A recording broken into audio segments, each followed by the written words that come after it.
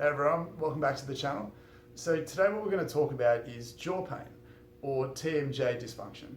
So TMJ dysfunction is basically the temporomandibular joint, and for people who have TMJ dysfunction, we want to use today's video to highlight one really effective treatment exercise. We can sort of break up into two parts that will help you sort of address the symptoms and hopefully get some of that pain and dysfunction under control. But as we always do with these videos, if you hang around towards the end of the video, towards the second half, we want to make sure that we have a really strong conversation about why TMJ dysfunction occurs. And there's an idea that gets lost a lot when we're treating jaw pain, where we just look at jaw pain as a problem with the joint. We forget to look a little bit broader, and by not necessarily looking beyond the jaw, we can really miss, I guess, one part of the body that's crucial in developing jaw pain, but also the flow-on effect from that of what causes all of this in the first place. So aside from someone who's been hit in the jaw, you've been punched in the jaw, something like that, you've had direct trauma, there's some really clear, simple mechanical dysfunction that has to occur to set up this chain reaction of events that ends up in TMJ dysfunction. So if you have a sore jaw and you're not really sure why, if you hang around to the end, well, hopefully you'll get a good understanding of how it all fits together, and then we'll show you something to do to try and change that. So we want to make sure that after watching this video, you've got something to hopefully help with your symptoms, but also something to treat the cause, and then something to think about overall to try and make sure that this goes away quickly and doesn't come back again in the future. So to start with, I guess the important thing to understand about the TMJ joint, or the TM joint, sorry, the temporomandibular joint, is it sits just in front of your ear. So it's not down low, even though we call this the jaw, we know that this is the jaw. The actual joint itself sits just in front of the ear. So if you've got your cheekbone, if you follow that back to your ear and come down a little bit, that's where you'll be able to feel the joint moving, the jaw joint actually moving. And if you put a finger on either side and then open and close your mouth, aside from looking ridiculous, what you'll find is you'll be able to move your fingers up and up and up and up until you feel like you hit the joint itself. Now, one of the things that's really important to note before we get into the treatment of this issue is that you want to get a sense of how symmetrical your jaw moves. So if you've got a finger on each side and then you open up your mouth and close your mouth a few times, what you might find is that one joint or one side of the joint feels like it maybe moves sooner than the other. So instead of the jaw often moving symmetrically, a lot of people find that their jaws will move asymmetrically because there's some pre-existing dysfunction there. So what we sort of want to look at when we're trying to address these symptoms is you want to take an immediate initial gauge of how it moves, and obviously whether it's sore or uncomfortable, and then you want to do this exercise and then retest it at the end so you feel like you actually made some change, so you know you've made some change. Now, the exercise is really simple. We're going to get into the two main muscles, I guess, that influence the jaw and its movement. And if we find that cheekbone again and come down from that, we've got a muscle here called the masseter muscle. So it attaches from the jaw into the skull, and we've got the temporalis muscle above the jawline, which attaches from the skull to the jaw as well. So the important thing is here, if you place your fingers just underneath the cheekbone and you open and close your mouth, and even if you clench your mouth as well, clench your teeth, you should feel those muscles tense up. So you should feel the masseter muscles under the cheekbone. If you come just above the cheekbone, just in front of your hairline, and clench your teeth again, you should be able to feel a gentle tensing. So those two areas are the areas that we want to focus our attention on. We want to feed some slack into those muscles, free them up, and use that extra mobility to improve the function and the way that jaw joint moves. So the first thing we want to do is, with your mouth closed, below the cheekbone, we just want to dig your fingers in. So we want to do two types of motions here. We want to try and do an up and down motion and be guided by where it feels tender and tight. So just move it up and down towards your ear and then coming out sort of closer towards your mouth direction.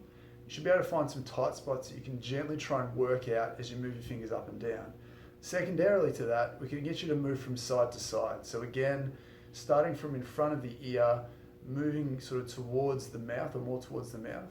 Make sure that you're centering on the areas that feel the most tender and work up and down and side to side. You can work around if you want to, but the idea is you want to promote some movement into those tissues. And then again, once you've done that, you want to reassess your jaw movement. And for me, it actually feels like that left side, or this side for me, is moving more smoothly than this side. So obviously we want to even that up and do both sides. Once you've done that, we want to move above the cheekbone, more towards the temple, that temporalis muscle, and then we want to do the same thing. So we want to move it up and down. Go looking, so as you move towards your eye, go looking for some areas of increased tenderness.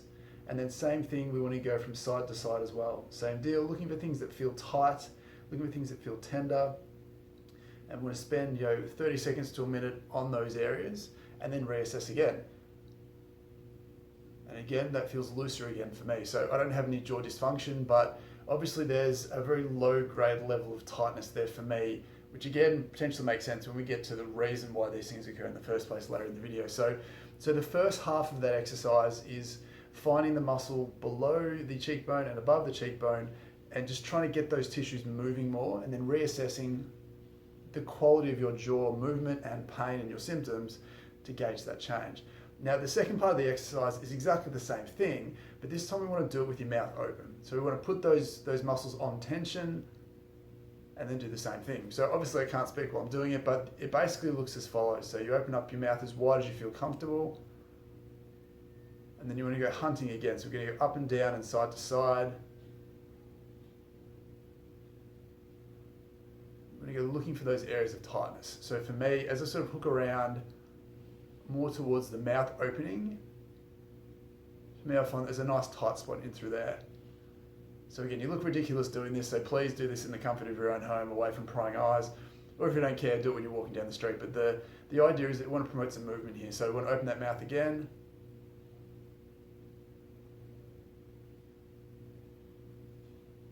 We'll do the same thing. So those two parts of the exercise are really important. We want to try and find the muscular tightness with your mouth closed, above and below the cheekbone. We're going to do the same thing with your mouth open, just because we don't want to miss anything. Because obviously your jaw opens and closes.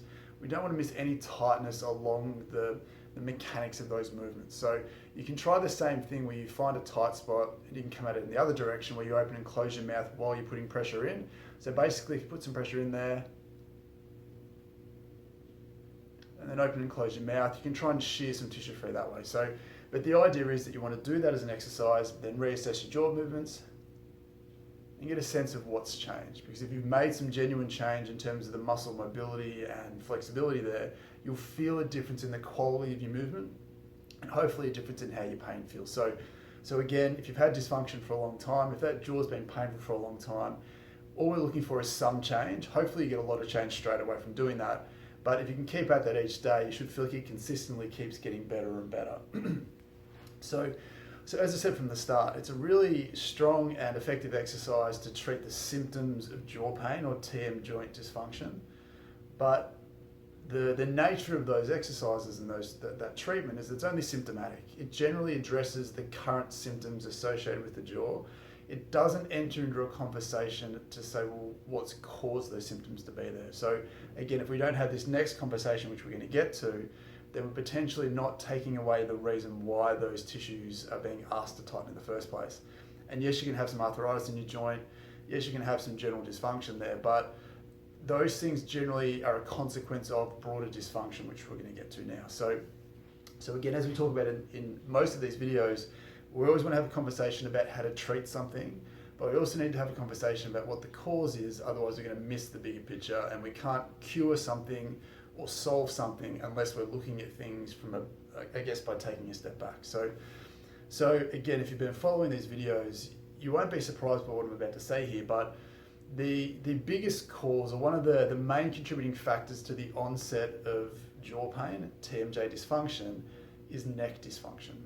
Now, if you ever get any headaches, if you've ever had any arm pain, some arm dysfunction, you'll know that the neck has a really central role to play in laying the foundation for dysfunction to express itself. Now, when we're talking about the neck here, particularly with the jaw, generally it's the top half of the neck. There's levels in your neck that have a number of connections to your face. So the top 2 or 3 levels have a lot of the nerves that can supply headaches, but can also innovate and create pain and dysfunction into the jaw area. And we've also got a lot of mechanical reasons where a lot of the neck musculature can attach into the jaw. So there's a connection there as it anchors from the jaw into the neck itself. So if you become dysfunctional in the joints of your neck, particularly the joints of your neck, that can create an indirect or a direct consequence of dysfunction that goes up into the head and face, which can then express itself as jaw pain. It can lay the foundation for jaw pain to exist and to come out of nowhere seemingly. So it's really important that we try and clear up a lot of this dysfunction in the neck. Now, a great way to do this, again, you would have seen this before, but it's really important to rehash this. So this is just 2 lacrosse balls taped together. You're welcome to use one. You can use a tennis ball if this is too vicious for you. It's generally quite gentle, but we want to make sure that you respect any symptoms that you have. So you can do this leaning up against the wall. Again, one ball's probably a little bit more specific, but we'll use 2 today just for something different. So we want to basically put the ball, so because there's 2 together, we can put these up at the top of the neck, sort of cradling the spine either side. If you have one ball, obviously we want you to be a little bit more out to the side. And what we're going to do here is you can do this leaning up against the wall if you want to, but we're going to do this on the ground here. And if you can see this, all I've got is the ball right up at the top of my neck, just under the base of the skull. And I'm going to turn my head to the side that I want to assess. And what this does is this biases the joints, the facet joints in the neck. And what we're looking for here are areas of tightness or stiffness more so than tenderness, because the stiffness and the tightness is the rustiness in the machine that forces something around it to become dysfunctional. So the way to find this is you want to find a spot, roll your head to that side, get a sense of how tender, tight and stiff it is, then just compare it to the same spot on the other side. Now for me, this side actually feels a lot more restricted. So all I want to do here is just stay here. I want to let the ball press in, spend some time pressing into these stiff joints, allowing them to give. Again, if you feel some pain or discomfort radiating into your jaw, that's perfect. You've just discovered a really crucial part of the puzzle.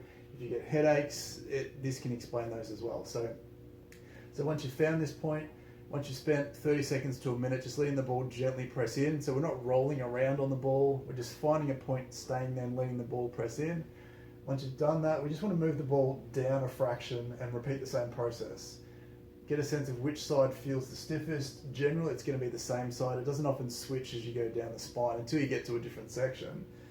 And then again, once you've found a spot that feels a little bit stiff, we want to stay here. So again, we're trying to use the pressure of the ball to free up and mobilize and separate stiff, glued down tight joints and take away that handbrake that can often lead to jaw dysfunction. So for some reason with a lot of jaw pain, the TMJ dysfunction, we often forget the role that the neck plays in this. It has a central role to play in the onset and the creation of a lot of the dysfunction. Even if you feel like your neck's fine and you don't notice any neck pain or stiffness day to day, if you have jaw pain, once you dig a ball into that neck, it's really likely that you'll find a whole bunch of stuff that you didn't realize was there. It's almost going through the wardrobe in Narnia to find this whole world that you didn't realize existed, and you were never going to notice that until you dug a ball in. So take that on board, have a look for yourself, and then again, make sure once you've done that you feel like your neck is freer, but also you can then reassess your jaw movement to get a direct understanding of what this can do to your jaw straight away. So highly recommend that as an exercise. Now, again, following on from this idea, you need something to free up the tissue around the jaw, make it function better, treat those symptoms. We need something to treat the neck dysfunction that often perpetuates jaw dysfunction.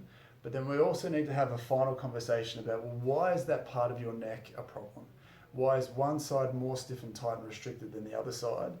When our expectations should be that you should feel good all the time. Everything should be normal, shouldn't be stiff or tight as a rule of thumb. It's not due to age, it's not a part of being a human being. It's something that you've accrued without realizing it. And again, if you follow these videos, you'll probably know where we're going here.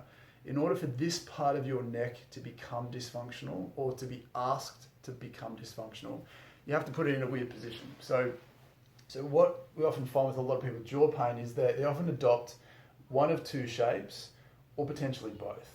So the first one often, and you recognize this one, it's often looking down. So we have to get you into a position is once you've found which part of your neck feels the stiffest and tightest.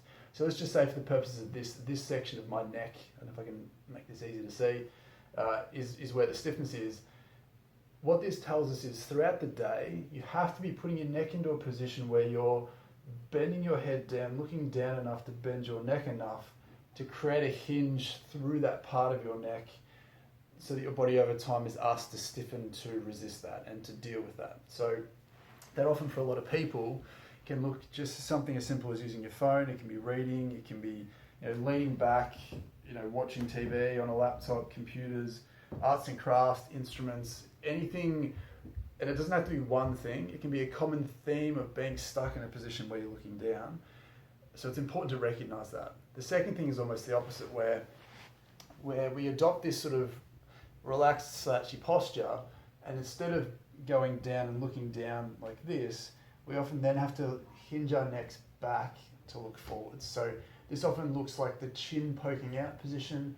So instead of looking down and hinging through this position in neck flexion, what we're essentially doing is hinging into extension to make up for that slouch position. So again, in a perfect world where the neck should be up nice and tall, when we slouch through our upper back and shoulders, if we keep our neck in the same position, we often end up looking down.